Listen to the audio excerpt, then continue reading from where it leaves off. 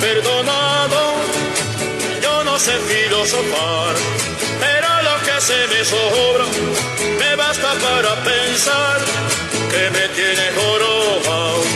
Ya de tanto trabajar, usted me ha perdonado, yo no sé filosofar.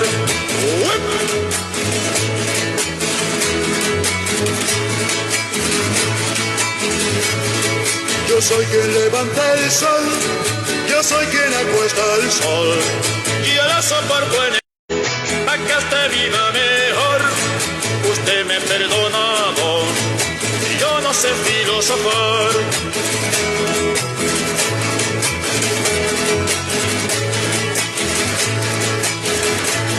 Trabajar y trabajar, y no me alcanza ni para el sudor. De tanto tragar el humo, tengo humo en el corazón. Usted me ha perdonado, y su alta saciedad. Yo me voy con los muchachos, carajo, a hacer la revolución. Usted me ha perdonado, y yo no sé filosofar.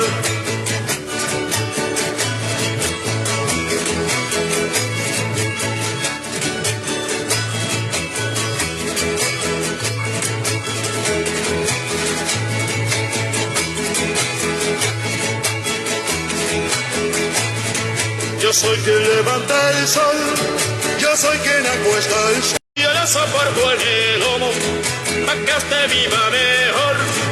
Usted me ha perdonado, y yo no sé filosofar.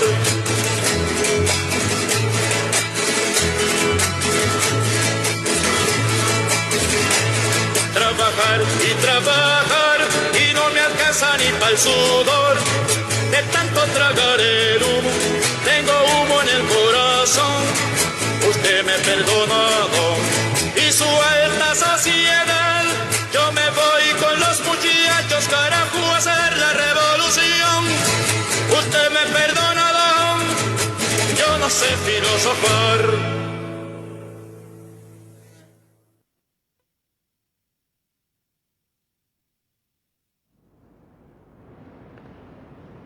Bueno, buenas noches a todas y a todos. Hoy estamos con el programa 61 de convocatoria, al que hemos titulado El poder y sus cómplices. Medias verdades, grandes mentiras. Pandemia, libertades, servilismo. Muy bien, así es. Buenas noches a todas las amigas, a todos los amigos.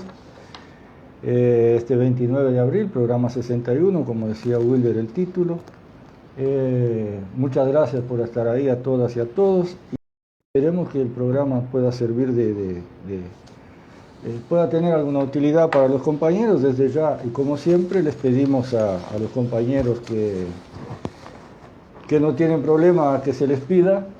Desde el otro día estoy pensando esto, porque si hay algo que nos caracteriza a la gente de izquierda es que no nos exijan nada. Por lo tanto, a los compañeros que no les guste que le pidan que compartan, si pueden, compartan igual. Y a los compañeros que siempre comparten el programa, muchas gracias desde ya. Y bueno, esperemos que lo puedan seguir haciendo, que lo quieran seguir haciendo. Y que tengan la paciencia de seguir escuchándonos, aunque más no sea para discrepar con algunas cosas, aunque estén de acuerdo con algunas otras. Les explico de qué vamos a hablar en este programa. Así como lo dice el título, vamos a hablar de la reglamentación del comportamiento social mediante el uso del miedo a la pandemia, a través de las medias verdades y grandes mentiras, acompañadas y aplaudidas y reforzadas por las direcciones de la oposición y las organizaciones acomodadas a la nómina de asalariados y acomodados y reconocidos. Por ahí va a ir el programa, vamos a explicar por qué, vamos a empezar hablando, si te parece, Wilder, de la pandemia. Bien. Ya que esto nos da pie para expresar, para ir explicando todo lo que dije al principio, en el sentido de que día a día, así como lo manifestamos en el, no me acuerdo el nombre del programa, cuando decíamos se reglamenta cuando lo titulamos, se reglamenta la pandemia, el fascismo avanza, cosa a la cual nos hemos referido en varios programas, los últimos acontecimientos con relación a eso y el uso que el poder y sus cómplices, como expresamos ahí, hacen de esto para mantener a las masas sometidas al poder del Estado, nos dan el claro esclarecimiento, valga la redundancia, de lo que queríamos decir en aquel momento, que de repente algún compañero lo veían como algo exagerado. Y es en ese sentido que vamos a empezar analizando, bueno, todos sabemos la realidad en que estamos viviendo con el altísimo número de muertes que tenemos, estamos en el tope mundial de muertos por millón de habitantes en el mundo, porque muchas veces se habla, Wilder, del número de muertos de cada país, y esta es una de las medias verdades, grandes mentiras, porque analizar así es una forma más que mentirosa de analizar la situación. No podemos comparar el número de muertos de un país como Brasil o ahora como India, que tiene 1.300.000 habitantes más o menos, y está llegando a 200.000 muertos, cuando Brasil tiene casi 400.000 muertos y se sabe que va rumbo al 500.000, cuando tiene 200 millones de habitantes, o sea, 216, o sea, es 6 veces menos el número de habitantes que la India. Prestad atención a los informativos nacionales. Ellos separan la información de la pandemia en Uruguay de lo que significa la pandemia en el resto del mundo. Cuando manejan la pandemia en el resto del mundo, hablan de gráficas y hablan de porcentualidad. Cuando hablan de lo que sucede acá, no hablan del porcentaje comparativo con el resto del mundo. No sea cosa que nos demos cuenta. Tenemos muchos más muertos que la India. Te muestran las imágenes de un terreno donde habitualmente los hindúes, los indios, queman los cadáveres, a veces en los ríos. Vemos las imágenes en los documentales, es una tradición, un rito. Es su sistema, sistema más antiguo que los enterramientos en aquella zona.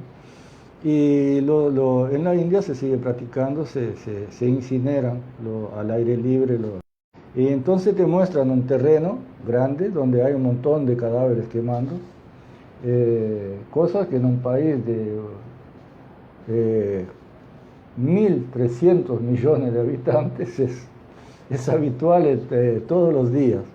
Y tienen 200.000 muertos en este momento en ese país, con un aumento también en los últimos días. O sea, allá también disparó la mortalidad. Un país sumamente con una densidad poblacional enorme, con grandes carencias y asistenciales, con una miseria de las masas separada en castas, inimaginable para nuestras vivencias.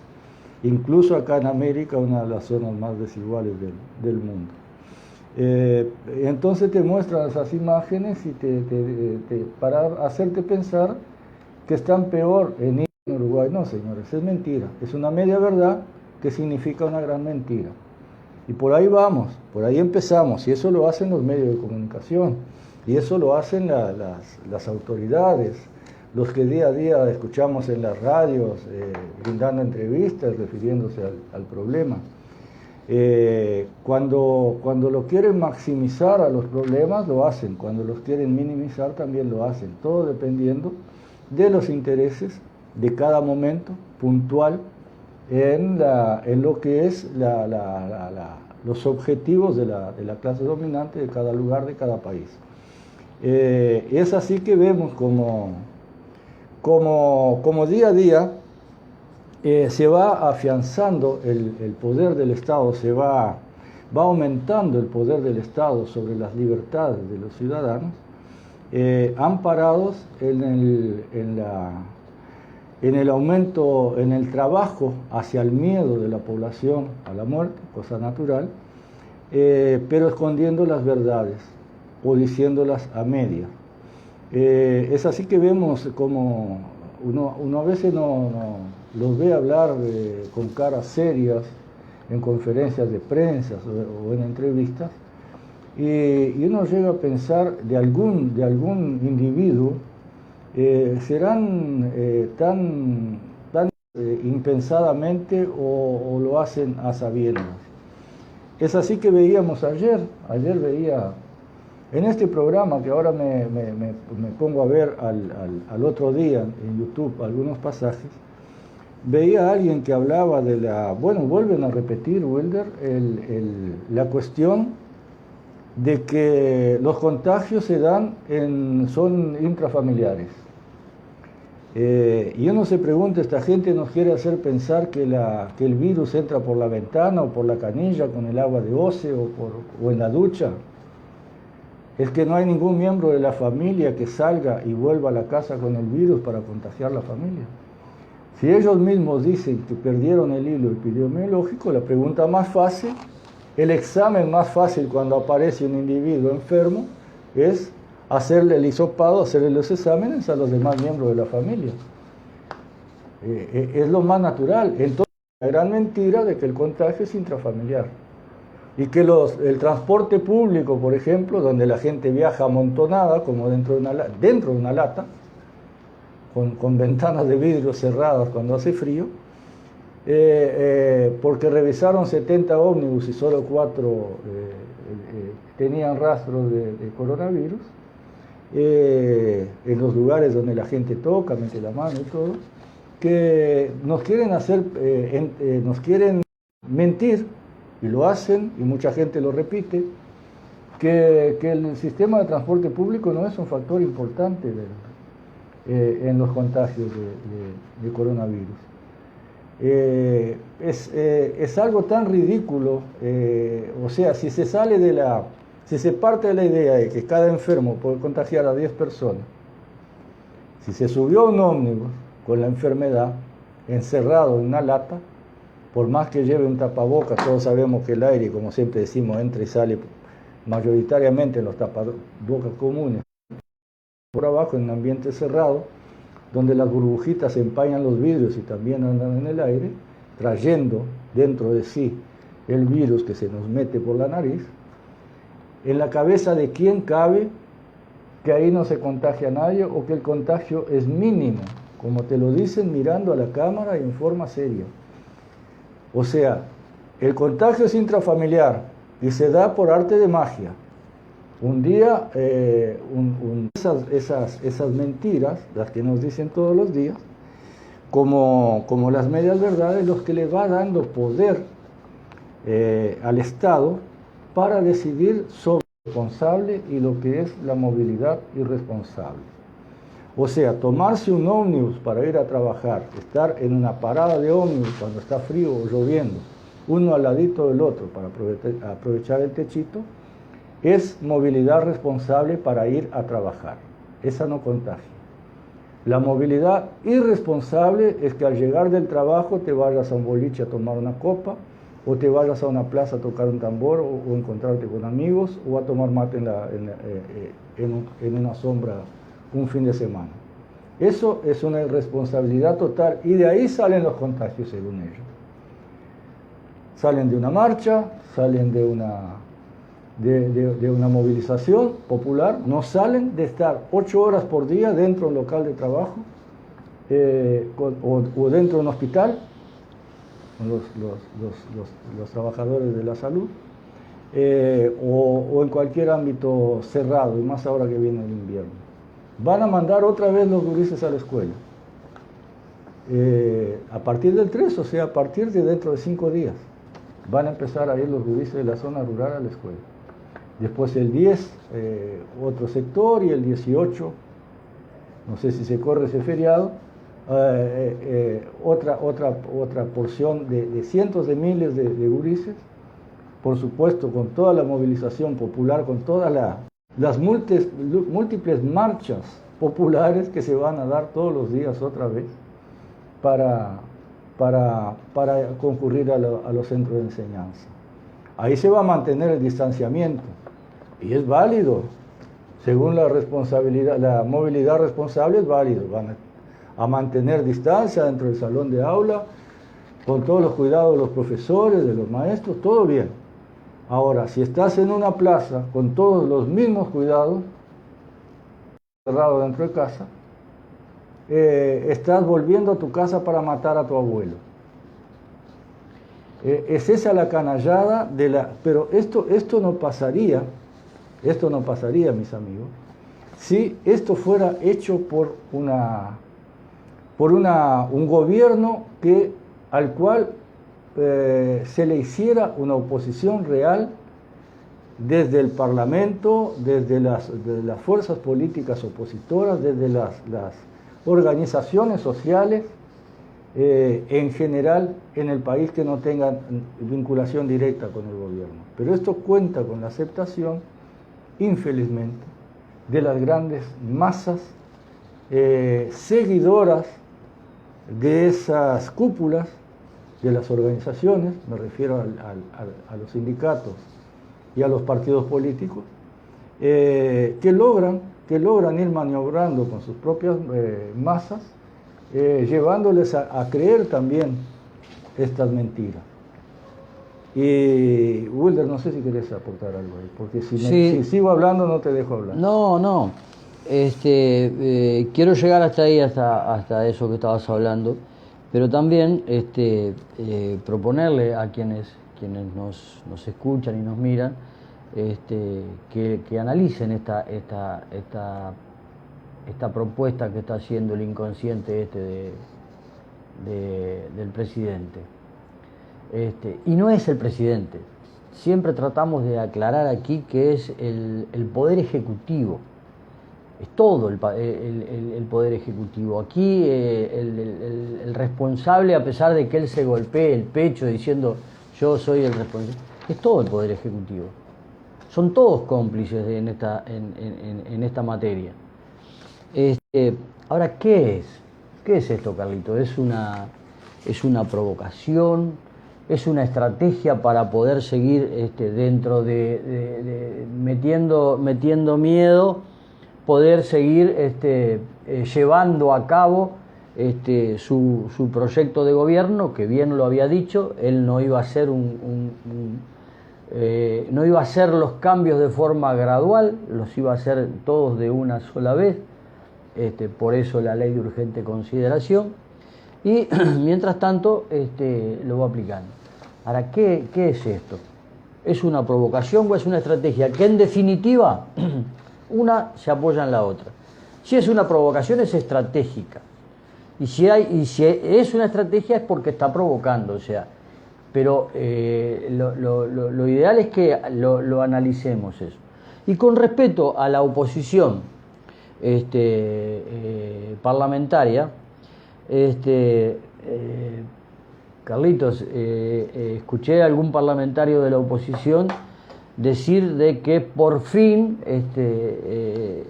este Poder Ejecutivo se estaba dando cuenta de que había que empezar a llevar adelante algunos de los planteamientos que había hecho, que era uno de ellos tenía que ver con un subsidio económico a los más necesitados.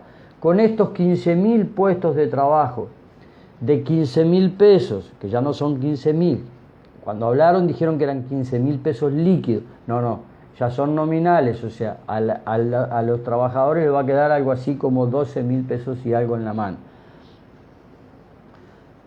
Como parece que eso les está devolviendo la razón o la verdad a la oposición, hay que entenderlo así, parece que estarían de acuerdo con estas nuevas decisiones que ha tomado el gobierno. Ahora, fue claro e incluso reconocido por algunos integrantes del Poder Ejecutivo, de que el inicio de las clases con total presencialidad, con eso que hemos dado a llamar en este programa las grandes marchas que se hicieron desde el momento que hay que empezar a llevar a los chicos a los lugares de estudio, a que los liceales también tienen que salir de su burbuja para ir al liceo, fue que explotó esta cuestión de los contagios. Pero como lo decía Carlitos, también las organizaciones sociales, por ejemplo el PIT-CNT, resolvió no hacer un 1 de mayo, ya lo habíamos comentado el otro día, no hacer un 1 de mayo, llamémosle convencional, porque estarían contradiciendo lo que el mismo PIT-CNT dice que no está de acuerdo con la cuestión de las movilizaciones. Ahora, lo de que la gente se suba a los ómnibus para ir a trabajar, que estén en un lugar con sus compañeros de trabajo, contagiándose, eso no, eso parece que está bien, porque digo, no hay un planteamiento de parar al pituco del presidente, ¿no? Resolvieron no hacer un 1 de mayo y en realidad, como lo decía Carlitos, hay cierto temor en la gente, hay miedo en la gente, pero se han hecho algunos planteamientos. En Montevideo, el 1 de mayo, va a haber una movilización. Lo planteamos acá.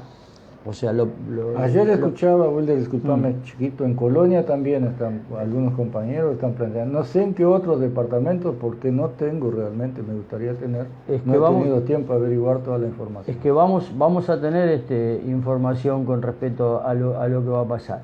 Pero es un pequeño o un gran inicio o indicio de que se está empezando a desobedecer estas ideas planteadas, estas decisiones planteadas por el Poder Ejecutivo y el presidente, de que hay que quedarse en su propia burbuja. Pero es mentira, Wilder. Es autorizar la idea del Estado que salir de tu burbuja para el mercado está bien. Está bien. Salir de tu burbuja para la vida es una irresponsabilidad. Es una irresponsabilidad. O para luchar contra las injusticias sociales, contra la situación actual, es una injusticia social. Es una irresponsabilidad, perdón. Lo plantea acá Carlitos para el 1 de mayo. Hacer una pequeña concentración, que el 1 de mayo no pasara desapercibido, que nos concentráramos con la respectiva distancia y todo, y que en vez de hacer aquellos actos en los que siempre van acompañados de un show artístico y todo lo que estábamos 2-3 horas conmemorando el 1 de mayo, que lo hiciéramos con un pequeño una pequeña proclama, y pequeña digo de corto tiempo, y para poder también corear y cantar la Internacional. Bueno, eso no surtió efecto, o sea, se resolvió no hacer ese 1 de mayo de esa manera acá. Pero está empezando a haber cierto desacato desde parte de las organizaciones de trabajadores para parar la mano en esto, porque es criminal que intenten de vuelta volver a la presencialidad en el país en rojo como tenemos, que esto tiene que tener una explicación, Carlito. Esto no es una cuestión de... No se trata de un caramelo. ¿Ah? Estamos hablando de vida. Claro, pero tenemos que analizar cuál es la estrategia que hay atrás de esto. No es un capricho.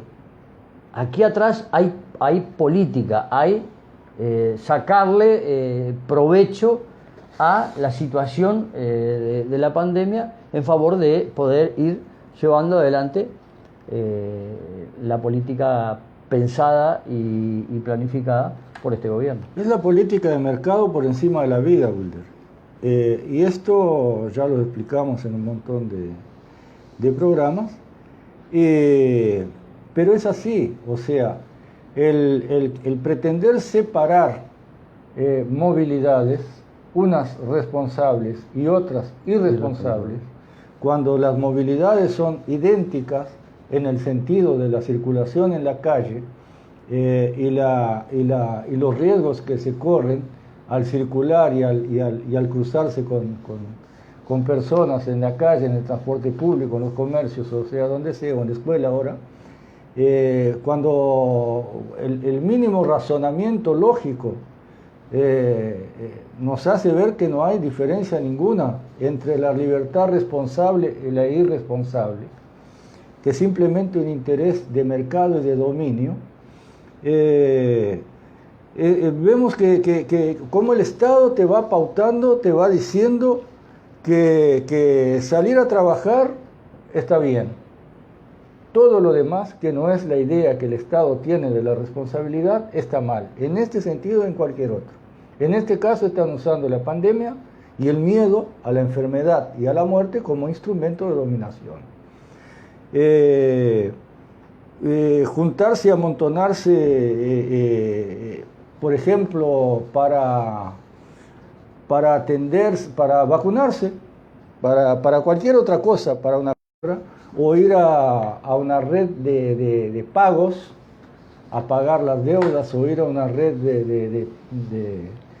de préstamos, a pedir plata prestada para llegar a fin de mes, todo eso está dentro de la movilidad necesaria y responsable. Todo lo demás que se puede imaginar como salir a la calle es irresponsable. Es así que el poder, es así que el Estado va trabajando, y más cuando es un Estado que cuenta con una unanimidad de clase, como la que cuenta ahora Uruguay, gobierno, oposición y mayorías sindicales, todos burgueses, todos haciéndole coro, cómplices, serviles a los intereses de la burguesía, del mercado y del capitalismo en Uruguay. Y hablo de cúpulas y mayorías, porque si esas cúpulas están ahí, es porque hay una mayoría que los respaldan para estar ahí. Es el lavado de cerebro y el adoctrinamiento que ha logrado el Estado, ya explicamos en otros programas, ha logrado ejercer, ha logrado imponer a la población como normalidad de la razón del Estado. Cuando te dicen tener libertad de expresión, por ejemplo, y en el marco de la pandemia se anuncia que es digno de ir de que la policía disuelva una concentración, según ellos, dentro de esta nueva realidad de responsabilidades e irresponsabilidades, cuando ahí se está expresando algo que vaya contra el poder establecido, como pasó en Maldonado el otro día con esta gente que es antivacuna, con las cuales tenemos un montón de discrepancias. Yo en particular tengo un montón de discrepancias. Creo que tú también. También. Pero tienen derecho a expresarse. Que haya un silencio absoluto de parte de todas estas organizaciones, de sus cúpulas, de sus direcciones, callando o apoyando que repriman y que lleven preso a alguien por expresarse, porque lo que está expresando no está de acuerdo con nuestra opinión. Yo me opongo frontalmente al 80-90% de las cosas que dice esa gente. Pero tienen derecho a expresarse. Miren que de esta actitud actual a la quema de libros, es un pasito, es un pasito. Eso es el fascismo. Cuando un presidente, como veíamos en la conferencia de prensa ya ayer, decía, ¿alguien entiende la vida en sociedad sin libertad responsable? ¿Alguien entiende la vida en sociedad sin libertad responsable? La palabra responsable que usa este señor es la responsabilidad que el gobierno define para la movilización, para el comportamiento social. ¿Se entiende?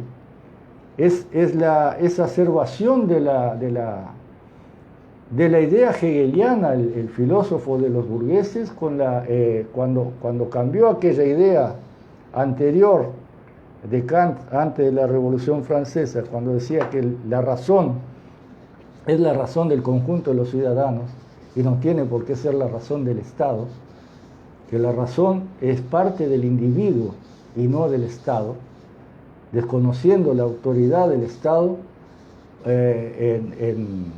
como absoluta en el uso en la implementación de lo razonable y lo no razonable. Cuando después la burguesía tomó el poder y pasó a ser ella la dueña del Estado, porque Kant contestaba al poder de los reyes, que según ellos estaban parados en los poderes otorgados por Dios. La burguesía que se oponía al poder del Estado tomó el Estado en sus manos, surgió la nueva filosofía del derecho de Hegel, fundamentando que el Estado es la razón por sí ante sí. Esto es la puesta al máximo de esa idea hegeliana del Estado como siendo el dueño de la razón, y al ser el dueño de la razón es el que dicta sin posibilidad de respuesta por parte del conjunto de la población o de contraponerse a la razón impuesta por el Estado. Eso es fascismo, señores. Yo traje acá escrito, porque es difícil para mí memorizar todos estos textos. Voy a leer algo acá. Mussolini, del fascismo. El concepto fascista, decía Mussolini, del Estado, es que el Estado lo abarca todo. Fuera de él no pueden existir valores humanos o espirituales, mucho menos tener valor alguno. Así, entendido el fascismo es totalitario, decía Mussolini. Y el Estado fascista es una síntesis y una unidad exclusiva. Interpreta el Estado, desarrolla y potencia la vida entera de un pueblo. Esto es fascismo. Esto que se está aplicando con la libertad responsable, entendida como la razón del Estado, es esto, es fascismo. Dicho con otras palabras. Y cuando hay una cúpula generalizada de las organizaciones sociales, que no solo se suman a esto, a esta idea de responsabilidad determinada por el Estado, es el conjunto de la penetración fascista a todas esas organizaciones. Organizaciones que en pleno avance fascista admiten en su interna, como pasó con el brazo armado de este poder fascista, de esta burguesía. Yo me pregunto lo que va a pasar el 1 de mayo. Sí. Me pregunto lo que va a pasar el 1 de mayo en Montevideo. Ahora, el otro día se enojaron porque un tal Aldo Silva, un periodista que está en Buscadores, dijo que temía un posible enfrentamiento entre trabajadores. Y salieron muchos a ese tipo loco que... No, el tipo está... ¿Acaso no es el PIT-CNT mayoritariamente el que considera que los policías son trabajadores, por lo tanto merecen estar en la dirección, integrando el sindicato, el PCNT. Bueno, si hay un sector de trabajadores que no obedece la razón del Estado, la responsabilidad o irresponsabilidad determinada por el Estado, de forma engañosa y mentirosa, como acabamos de explicar, si hay un sector, como lo hay, por suerte, de la población que contesta esto y que sale a movilizarse, así como salieron las mujeres el 8 de marzo, el 8M, y en esto voy a hacer un pequeño aparte a continuación. Entonces puede haber, según decía este periodista Aldo Silva, realmente por el novísimo concepto de trabajadores que tienen las organizaciones obreras uruguayas mayoritariamente, el PCNT, puede ser un enfrentamiento entre trabajadores.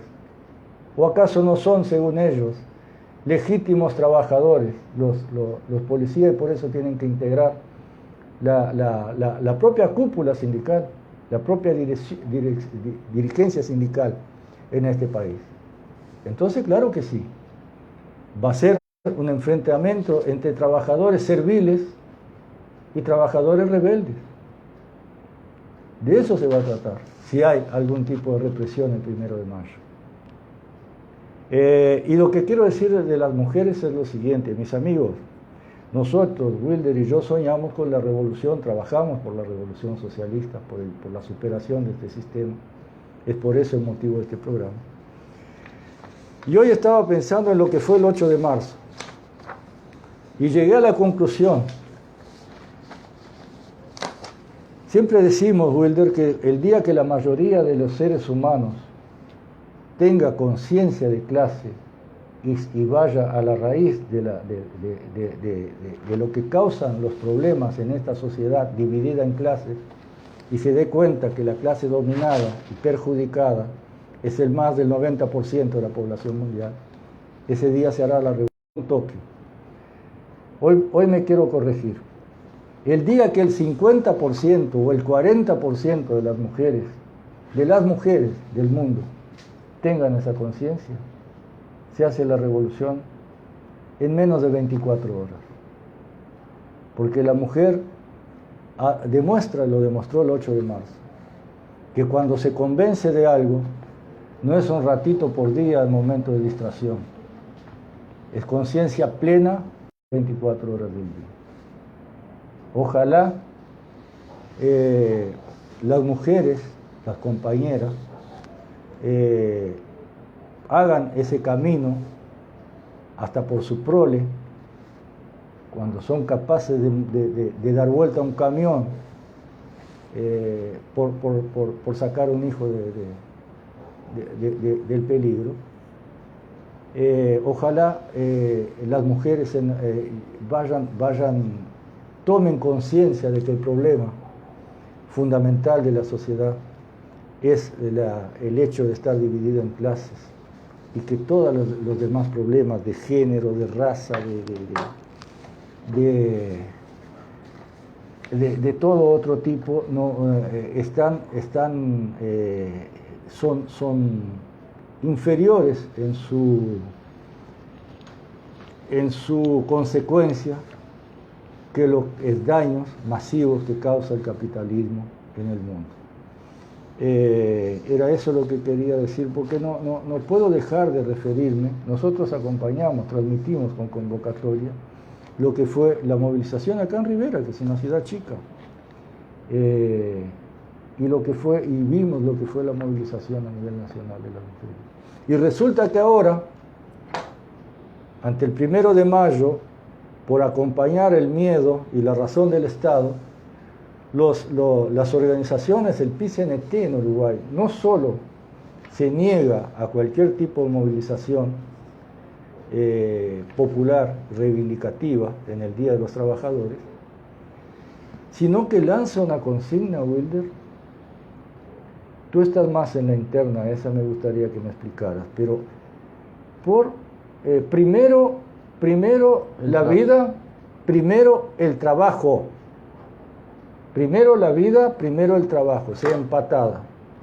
No es primero la vida o primero el trabajador. Es primero la vida y primero el trabajo. El trabajo en el sentido que tenemos en o sea, ni siquiera se refieren al día como... o sea, de ahí a sumarnos a cambiarlos para un día de septiembre como en Estados Unidos, es un pasito también. ¿Se entiende? Primero la vida, lógicamente, primero el trabajo, o sea, empatada la vida y el trabajo. ¿El trabajo para qué y para quiénes? El trabajo asalariado, porque ahí no aclara nada. No es primero la vida y primero el trabajador, o primero el trabajador en su día. Es primero la vida y primero el trabajo. Uno no entiende bien, es una consigna confusa. Pero es lo que decimos, Carlitos. Llega un momento que ellos mismos se pisan la manguera. ¿Entendés? Están la forma en que ven ellos esta forma de dirigir a los trabajadores sindicalizados montones de veces. Están diciendo algo, justamente eso. Ellos están reivindicando el trabajo. ¿Ah? Y como decís vos, de cualquier manera, por más que vos emparejes, hay una que es primero. ¿Sí?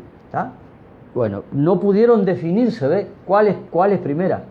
Entonces pusieron las dos a la misma altura, pero hablando sobre el trabajo y no sobre el trabajador. Los derechos trabajadores. Claro. Ya no es más aquella de trabajemos todos, trabajemos menos, repartamos todos. Sí. No. Ya es por la vida y vivir para trabajar. La vida, el trabajo al mismo nivel. Quienes tuvieron la oportunidad de seguirnos el 8 de marzo, cuando transmitimos toda la marcha, que fue una marcha que respetó la pandemia, totalmente, muy visible, caminando por la vereda, a 2 metros de distancia, todas las mujeres agarradas de un paño que identifica el feminismo, y así llegamos a la Plaza Internacional y así nos juntamos con los hermanos trabajadores de Brasil. Y hicimos algunas entrevistas en la que, como nos toca ser parte activa acá en la organización departamental de los trabajadores, existen algunas diferencias importantes en lo que tiene que ver con la clase, ¿no? O sea, con la mujer trabajadora que identifica su clase. Pero de hecho, Carlitos, esto arrancó, la organización femenina arrancó y no la va a parar nadie, y tarde o temprano va a encaminarse en lo que tiene que ver con dar una lucha por su clase. Y los otros puntos de vista que tienen los distintos grupos feministas, porque cuántas veces lo hemos dicho acá, Carlitos, o sea, pongámonos de acuerdo en 3 o 4 puntos para llevar adelante una movilización o para llevar adelante una organización, y los otros puntos, que pueden llegar a ser 20 o 25, vamos viendo más adelante cómo vamos solucionando esos puntos, porque si nos juntamos todos para ir por 3, vamos discutiendo los otros puntos. Y también dijimos en nuestras pequeñas intervenciones que tuvimos, que es un hecho, Carlitos recién decía el 50%, pero aparte es un hecho que no hay revolución si no están las compañeras integradas al cambio radical que tiene que tener el sistema, y derrumbar de una vez por todas, tirar al tacho de la basura, hacer puré y pomada a este sistema capitalista que es tan injustamente, que es tan injusto y que está comprobado que es injusto. Desde hace mucha cantidad de años está comprobado, en realidad desde que nació, pero para aquellos que han ido viviendo y hemos logrado recabar históricamente los datos, hay argumentación de sobra para decir que esta porquería del capitalismo, que está haciendo estragos en el mundo entero, se tiene que terminar. Y nosotros... Porque a veces la gente te dice ideales. No. Son hechos materiales, son hechos lógicos, son hechos de supervivencia, legítima defensa de la humanidad en su conjunto. Lo que pasa es que estamos atravesados por el adoctrinamiento, y volvemos al punto de siempre, que nos atraviesa a toda la sociedad desde el comienzo de la historia, en el sentido de que son las clases dominantes las que logran imponer a las masas su doctrina, su adoctrinamiento, su ideología entendida como conjunto de ideas. Es así que cuando se descifró por fin que el problema de la sociedad no era que el Estado fuera así o asado, que la justicia fuera esto o aquello, que la existencia o no del Estado, o sea, que fuera un partido u otro el que está en el gobierno de un Estado en particular, que no era eso lo importante, sino que el único hecho realmente importante es el hecho de que la sociedad está dividida en clases, conjuntos de clases. Entonces, a partir del momento en que eso nunca fue reconocido, porque no son bobos los burgueses, son vivos, por algo dominan, a partir del momento que nos hacen creer que no hay clases sociales, que lo que hay son individuos particulares, privados en la sociedad, cada uno independiente del otro, dependiente de su lucha, como decía Bartoli, de su esfuerzo personal. Cuando nos convence que por sentarnos juntos en un salón de clases, en una escuela, partimos de la misma oportunidad, cuando normalizan la acumulación y la calidad de vida con el poder que tenga cada uno, no el conjunto de la sociedad, cada individuo, en comprar su bienestar con su esfuerzo particular, no comunitario. Cuando Wilder hace varios programas varias charlas que tenemos cuando nos encontramos, que me plantea la necesidad de hacer un programa sobre la plusvalía. Wilder, ese programa lo vamos a hacer, pero va a ser nos vamos a meter en aspectos bastante